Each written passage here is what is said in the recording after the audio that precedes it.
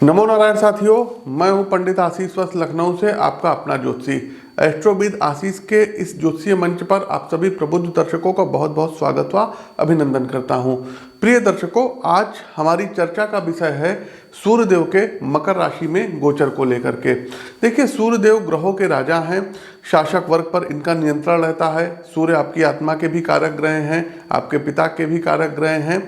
तो जब सूर्यदेव का मकर राशि में गोचर होगा तो सभी 12 राशियों पर क्या प्रभाव पड़ेगा, और इसके अलावा साथियों सूर्यदेव के मकर राशि में जाते ही और देवगुरु बृहस्पति चूंकि अभी वृषभ राशि में गोचर कर रहे हैं, तो पूर्ण कुंभ की इस बार प्रयागराज में शुरुआत जो है हो रही है। पूर्ण कुंभ लग रहा है और जैसे ही सूर्यदेव मकर राशि में प्रवेश करेंगे तैसे ही पहला पुण्य स्नान जो है आपको देखने को मिलेगा अखाड़ों के द्वारा। तो आप सभी लोग जहाँ पर भी हैं, प्रयास करिए कि उत्तर प्रदेश में प्रयागराज एक जगह पड़ती है, इसका जो है क्या कहते हैं, तमाम जो है पुस्तकों में, तमाम पुराणों में, वेदों में इसका वर्णन आता है कुंभ का।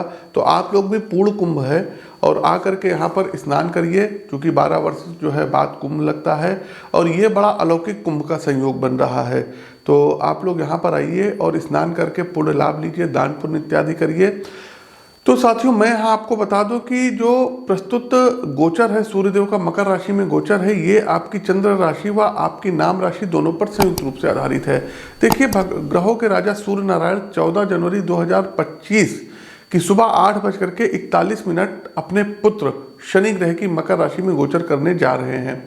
हालांकि यह सूर्यदेव की शत्रु राशि है मकर राशि, इसलिए कुछ राशियों के लिए सूर्य का मकर राशि में गोचर शुभ होने के बावजूद भी मनचाहे परिणाम देने में सक्षम नहीं रहेगा। लेकिन घबराने की बात नहीं है साथियों। यहाँ अपने इस मंच पर मैं प्रत्येक राशि के लिए आवश्यक उपाय भी बताता चलूंगा, लेकिन उससे पहले ज्योतिष में सूर्य का महत्व क्या है ये भी जान लेते हैं। तो देखिए, सूर्य हमने आपको भी बताया आपकी आत्मा है, जन्म कुंडली में आपके पिता का प्रतिनिधित्व करते हैं, शासन सत्ता के जो है अग्रणी ग्रह माने जाते हैं।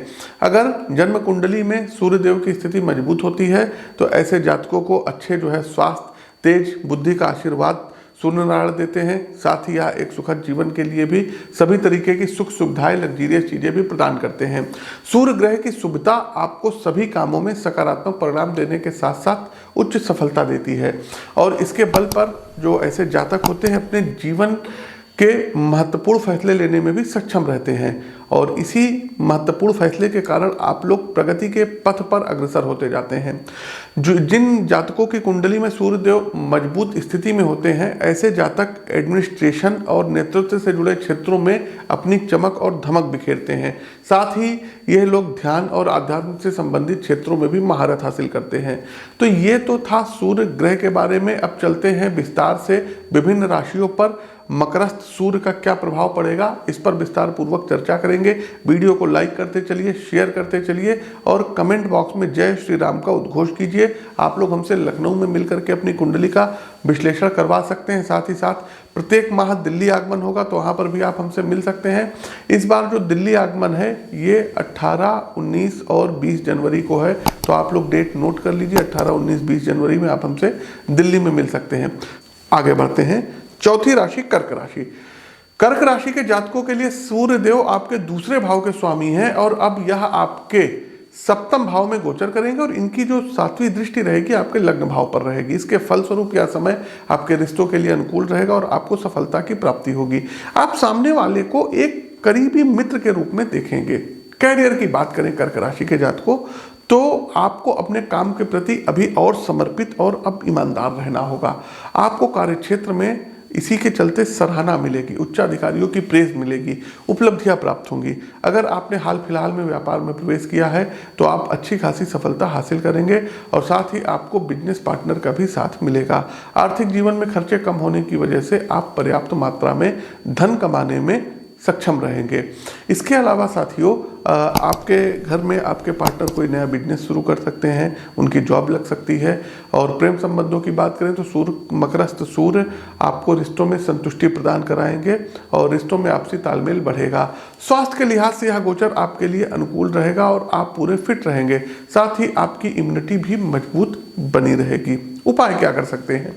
प्रतिदिन सूर्यदेव को अर्घ्य दीजिए, और साथ ही साथ कोशिश कीजिए कि संडे के दिन, रविवार के दिन आटे में चीनी का पाउडर बूरा मिला करके चींटियों को डालिए। आगे बढ़ते हैं, लाइक करिए, शेयर करिए और 17, 18, 19 दिल्ली में मिलना ना भूलिए। तो प्रिय दर्शकों, ये तो था सभी 12 राशियों का मकरस्थ सूर्य का प्रभाव। कैसा लगा कमेंट बॉक्स के माध्यम से और ईमेल के माध्यम से हमें अवगत अवश्य कराएं। नए हैं तो चैनल को सब्सक्राइब करिए, बेल आइकन दबाइए। अपनी वाणी को विराम देते हुए ज्योतिष के इस मंच से मैं पंडित आशीष वत्स आप सभी प्रबुद्ध जातकों से विदा लेता हूं। तब तक के लिए नमस्कार, राम राम।